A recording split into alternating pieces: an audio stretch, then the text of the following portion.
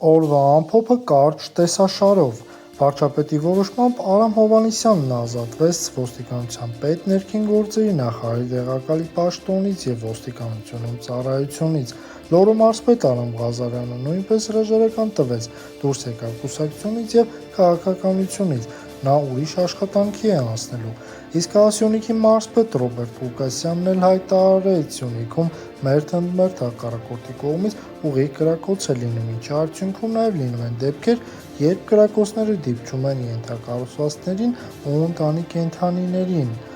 Հայրենիք կուսակցությունը որոշում ունի մասնակցել 2026 թվականի խորհրդարանական ընտրություններին առանց դաշինք կազմելու, այս մասին ասաց կուսակցության նախագահ Արթուր Վանեցյանը։ Ստամբուլում մեկնարկեց ռուս-ուկրաինական բանակցությունները և տևեց 1 ժամ։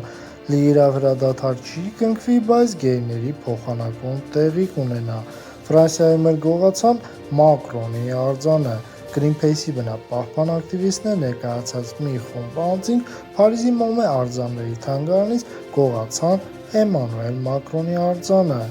Վարչապետ Նիկոլ Փաշինյանն էլ այցելեց ԵՊՀ, հայտնելով, որ կառավարությունը ավելի քան 3 միլիարդ դրամի լաբորատոր սարքավորումներ է գնել ԵՊՀ-ի համար։ Իսկ ահա Գորիսում բացվեց Ֆրանսիայի պատվո հյուպատոսությունը։ Չենք մոռանում բաժանորդագրվել ալիքին։